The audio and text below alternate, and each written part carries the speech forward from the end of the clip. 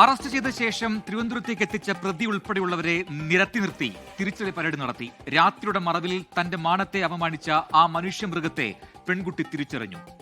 മാനസികമായി തകർന്നു പോയെങ്കിലും കരുത്ത് കൈവിടാതെ പോരാട്ടം തുടരുന്ന യുവതിക്ക് അത് എളുപ്പമായിരുന്നു. കൃത്യമായി ആളെ ചൂണ്ടിക്കാണിച്ചു കൊടുത്തു.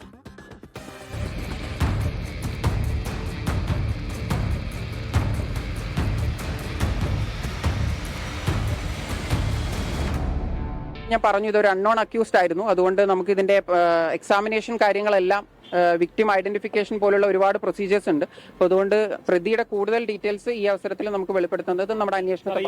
ട്രക്ക് എപ്പോഴാണ് കൊണ്ടുവരുന്നത്? അങ്ങനെയുണ്ടോ? ഇയാളുടെ ട്രക്ക് വല്ല കസ്റ്റഡി എടുത്തിട്ടുണ്ടോ? അതെല്ലാം നമ്മൾ ഇനി അന്വേഷിച്ചിട്ട് ഇതിൽ ഉൾപ്പെട്ടിരിക്കുന്ന വാഹനവും മറ്റ് എന്തെങ്കിലും എക്യുപ്മെന്റ്സ് ഉണ്ടെങ്കിൽ അതെല്ലാം എടുത്തിട്ട് അതിനനുസരിച്ചുള്ള നടപടികൾ ചെയ്യും. കാടുമൂടിയ ഒരു പ്രദേശത്തായിരുന്നു ബെഞ്ചമിന്റെ ലാസ്റ്റ് ലൊക്കേഷൻ സിഗ്നൽ. ഒടുവിൽ ഒരു സ്ത്രീക്കൊപ്പം ആളെ കണ്ടെത്തി. ചെറുതല്ലാത്ത ചെറുത്തുനിൽപ്പ് നടത്തിയിരുന്നു പ്രതി. എന്നിട്ടും ഒരു നേരിയ സംഘട്ടനത്തിനൊടുവിൽ പോലീസ് ബെഞ്ചമിനെ കീഴടക്കി. പ്രതികളുടെ പീഡന പരാതിയിൽ ധാരാളം കേസുകൾ തമിഴ്നാട്ടിലുമുണ്ട് ബെഞ്ചമിന്. മോഷണ കേസുകൾ വേറെ. ഹോസ്റ്റലിൽ കയറും മുൻപ്, അതായത് കൃത്യത്തിന് മുൻപ് 3 വീടുകളിൽ ഇയാൾ മോഷണ ശ്രമം നടത്തി. ഒന്നാമത്തെ വീട്ടിൽ നിന്ന് ഒരു കുടയെടുത്തു. അതുപയോഗിച്ച് മുഖം മറച്ചാണ് CCTVകളിൽ നിന്ന് രക്ഷപ്പെട്ടത്. രണ്ടാമത് മറ്റൊരു വീട്ടിൽ നിന്നും ഒരു തൊപ്പിയെടുത്തു. മൂന്നാമത്തെ വീട്ടിൽ നിന്ന് ഒരു ഹെഡ്ഫോണും എടുത്തു. അങ്ങനെ ഒരൊറ്റ നോട്ടത്തിൽ കണ്ടാൽ ആളെ തിരിച്ചറിയാതിരിക്കാനുള്ള പലതും ഇയാൾ ചെയ്തു. എന്തൊരു ക്രിമിനൽ ബുദ്ധിയാണത്!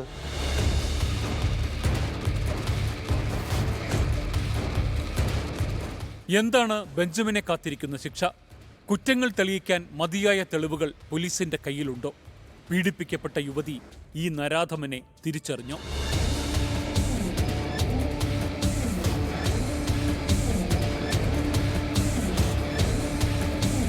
കേവലം മോഷണത്തിനിടയിലെ പീഡനമെന്ന് നമുക്ക് കരുതാനാകില്ല. ആരെയും എവിടെ വെച്ചും ഏതു സാഹചര്യത്തിലും പീഡിപ്പിക്കാൻ മാനസികാവസ്ഥയുള്ള ക്രിമിനലാണ് ബെഞ്ചമിൻ. തമിഴ്നാട്ടിൽ ഇയാൾ നടത്തിയ ക്രൂരതകളുടെ വിവരം പോലീസ് ശേഖരിച്ചു വരികയാണ്. മറ്റു സംസ്ഥാനങ്ങളിൽ, കാരണം ഇയാളുടെ ജോലി ആ രീതിയിലായതിനാൽ മറ്റു സംസ്ഥാനങ്ങളിൽ ഇയാൾ നടത്തിയ സമാന സ്വഭാവത്തിലുള്ള കുറ്റകൃത്യങ്ങളും പോലീസ് പരിശോധിക്കുന്നുണ്ട്. ഇനി തെളിവെടുപ്പ്, കുറ്റപത്രം, വാദം, പ്രതിവാദം, ശിക്ഷ.